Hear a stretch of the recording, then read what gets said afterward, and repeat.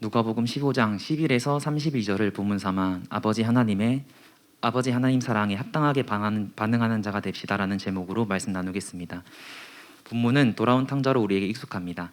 이 이야기는 교회 밖에서도 많은 예술가의 영감이 될 정도로 유명한 이야기입니다. 하지만 익숙한 비유의 제목과 다르게 이야기의 주인공은 탕자가 아닌 아버지며 문맥을 통해서 아버지의 성품이 강조되고 있음을 주목해야 합니다.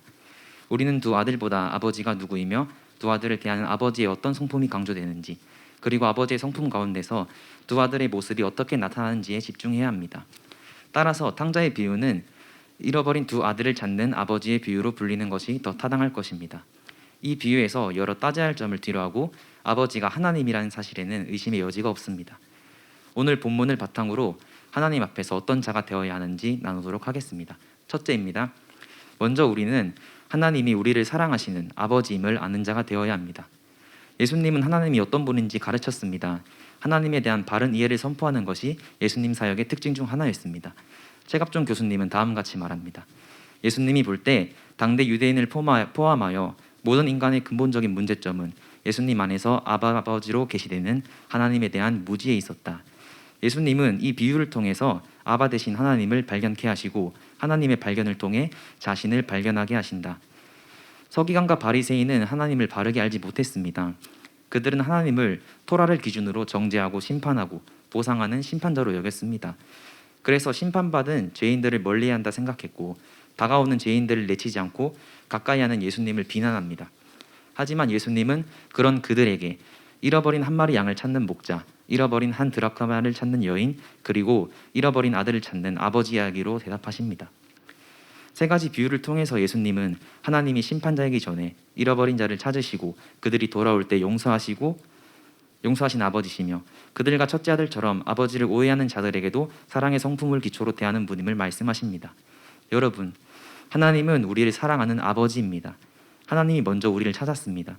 그리고 우리가 결코 갚을 수 없는 대가를 지불하며 그 사랑을 확증하셨습니다. 로마서 5장 8절처럼 우리가 아직 죄인 되었을 때 그리스도께서 우리를 위하여 죽으심으로 하나님께서 우리에 대한 자기의 사랑을 확증하셨습니다. 우리는 하나님이 우리를 이토록 사랑한 아버지라는 이 진실 위에 서야 합니다. 연약하고 부족한 점이 있습니까? 아니면 과거에 큰 잘못을 저질렀습니까? 하나님은 탕자가 돌아왔을 때처럼 우리가 돌이키는 순간 용서하고 받아주시는 아버지입니다. 우리는 이 사랑 앞에서 우리의 정체성을 하나님의 사랑받는 자녀로 두어야 마땅할 것입니다. 그리고 다른 이들도 하나님이 그렇게 사랑하는 자녀임을 잊지 말아야 합니다. 두 번째입니다. 우리는 하나님의 사랑 앞에 회개하는 자가 되어야 합니다.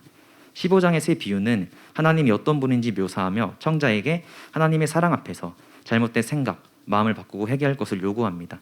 본문이 속한 15장의 비유들이 세상의 죄인들이 아니라 열심 있는 종교인에게 주어졌다는 점에서 오늘날 우리도 하나님의 사랑 앞에서 우리 자신의 모습을 돌아봐야 할 것입니다. 하나님은 우리를 위해 독생자 예수님을 주셨습니다. 받을 자격 없는 죄인이었던 우리가 하나님의 사랑과 은혜를 받아 그분의 자녀가 되었습니다. 그럼에도 탕자처럼 아직 세상을 사랑하는 마음이 우리 안에 있는지 살펴야 할 것입니다. 열심히 섬기며 봉사합니까? 그렇다면 더욱 우리의 마음과 동기는 어떠한지 살펴야 할 것입니다. 첫째처럼 내가 열심히 섬기고 대가 지불하며 순종했기 때문에 하나님은 제가 원하는 것을 들어주셔야 합니다. 이렇게 주장하는 자기 중심성이 있는지 돌아보아야 합니다. 사실 탕진하고 낭비하는 이미지는 탕자보다 하나님께 더 잘 어울립니다. 하나님은 받을 자격 없는 자에게 베풀고 배신당하고 모욕당하며 지금도 거절당하시기 때문입니다. 이러한 점에서 하나님은 그의 사랑을 아낌없이 쏟으시는 탕부 하나님입니다. 이러한 하나님의 사랑 앞에서 세상을 향한 마음과 자기 중심성을 더 깊이 대면하고 회개하는 저와 여러분 되길 축복합니다. 세 번째로 우리는 하나님의 기쁨과 영혼 구원에 동참하는 자가 되어야 합니다. 15장의 세 비유는 모두 잊어버림, 찾음, 되찾음, 기뻐함 이런 동일한 구조를 가지고 있습니다. 그리고 비유는 모두 잔치로 끝납니다. 하나님은 영혼들이 회개하고 돌아오는 것을 잔치를 열 정도로 기뻐하십니다.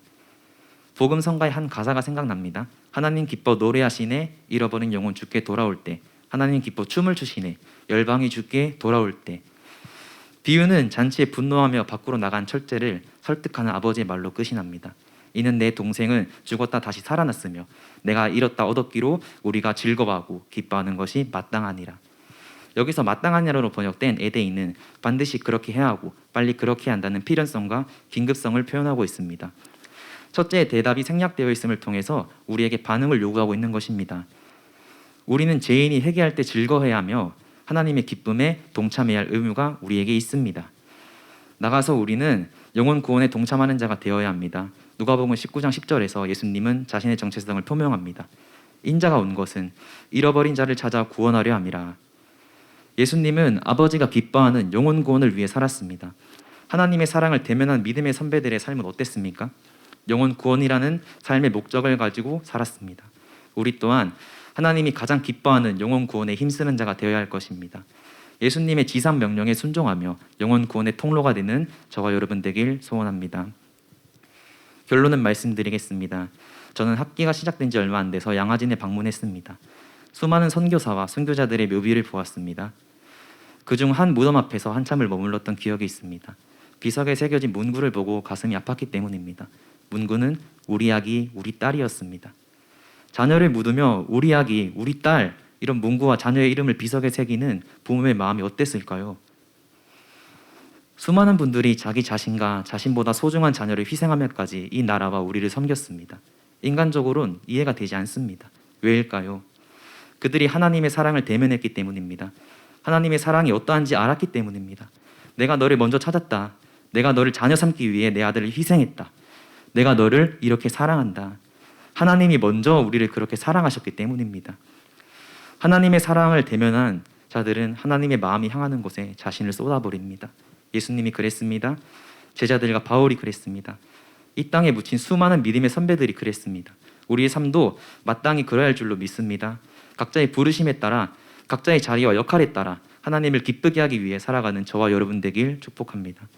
이제 저의 기도와 회개가 달라지기 원합니다. 나의 필요, 나의 아픔이 아니라 하나님의 필요, 아픔을 위해 우는 자가 되기 원합니다. 우리의 연약함을 회개하는 것을 넘어서서 하나님의 거룩한 통로가 되기 위해 영혼 구원의 통로가 되기 위해 부르짖을 수 있는 자가 되기 원합니다. 하나님의 사랑에 합당하게 반응하며 하나님의 마음을 시원케 하는 저와 여러분이 되길 예수님의 이름으로 축복합니다.